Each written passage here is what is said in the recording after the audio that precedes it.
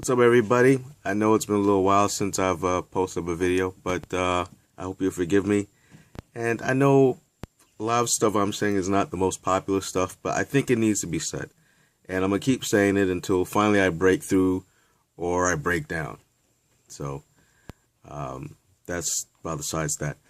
Quick question. Somebody asked me what's going on with this mic and everything like that. It's just cool and everything like that.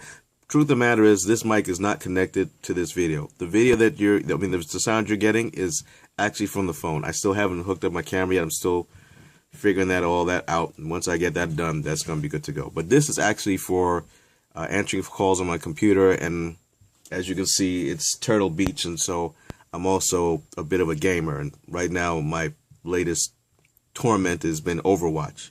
Trying to figure the game out. I'm starting to get better at it, believe it or not. So maybe, hopefully, one day I'll run some of you guys out there.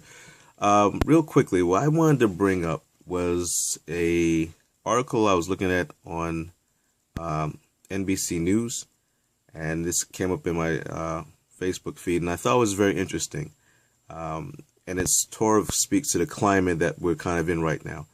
All right, and I'm reading from here. I'm not going to quote everything, but I'm going to try and get bits and pieces. So it starts off, a Republican representative in Hawaii cited as a rising star on the right told NBC News Thursday she no longer felt that she was in a position to defend the GOP one day after her colleagues ousted her as House Minority Leader.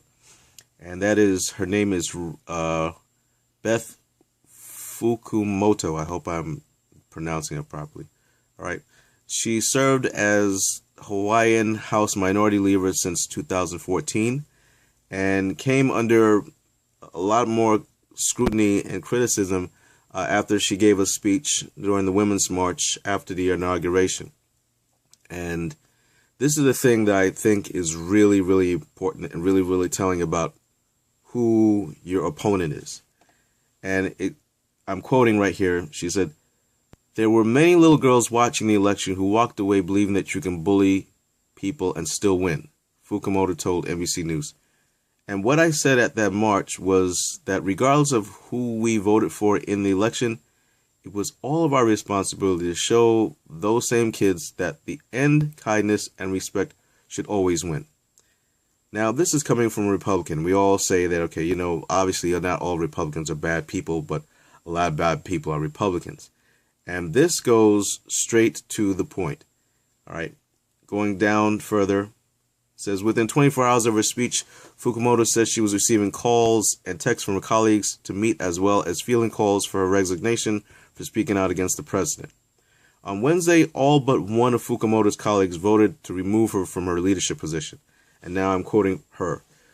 "What ended up being problematic for me was that my caucus and others said, if you want to stay in leadership, then you need to make a commitment to not criticize the president for the remainder of his term," Fukumoto said. And with that, we've been seeing in the news with the different executive orders coming out every day. I don't believe I can make that commitment. The section where they talk about if you want to stay in leadership, then you need to make a commitment to not criticize the president for the remainder of his term. So this is the Republican Party we're talking about here. And like I said, not everybody in the Republican Party is bad, but a lot of bad people are in the Republican Party. And this whole idea that you shouldn't criticize the president, now I totally understand that position. I mean, it was a position that the Democrats should have taken to defend the president of the United States before. But a lot of them did not defend him. And so in a country where we all like to tout our rights for freedom of speech and freedom of expression, and to be able to agree to disagree with one another in a fair and peaceful manner, this speaks very loudly about the kind of people that we're dealing with. And I say that to say, if you're of the mind to confront a Republican representative and you're a Democrat and you want to confront them about the decisions that they're making, it's very safe to say that if these people are all in lockstep with Trump, these are not the people that are going to take him out of office. And so I've always felt like,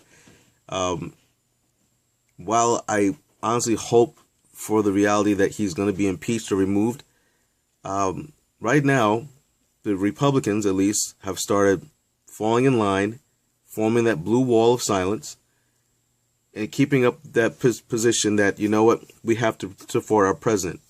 Even though in the back of their mind, and even though there's some still saying he's not doing right things. But we're not hearing anybody say anything about, you know, he's got to step down or anything like that.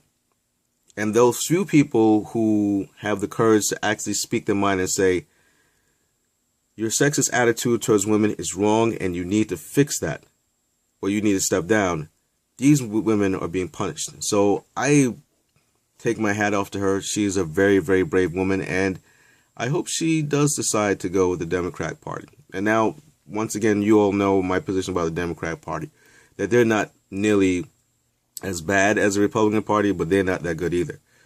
But if you have women like her who are standing on, you know, their commitment to the next generation to be good people, to usher them into a good country, these are the people that you want, whether they're Republican or Democrat. And it looks like she might be switching over. But I just can't stop from going back to this one thing where they're basically telling her, if you want to keep your job, you need to shut your mouth and roll with whatever he's doing. So that's just my thing that I just wanted to share with you guys. So who knows, maybe in the next couple of months, we might have a new representative in Hawaii, a Democrat representative whose name is Fukumoto. And I'm going to say to her, congratulations for having the courage to say what needed to be said. And good luck, and I hope everything works out for you very well. And I'm very much looking forward to having one additional representative in the House that's going to work and speak for us. So that's it for right now. I'm going to leave you guys with this. But tonight, when I get back on, I'm going to talk a little bit about a couple of things that are near and dear to my heart, which are stupid and dumb and the Super Bowl. How this all goes together, it'll make sense once I articulate it or once I explain it to you guys. But for now, that's it. I'm going to shut this down. I actually have the day off today, but it doesn't feel like it because I've literally been with my dad almost all day for a dentist appointment. And then I got to go take him to another doctor. So when people say, oh, you got the day off, you lucky. Not really, because I'm still working. Anyway, guys, talk to you later. Y'all have a good rest of the day.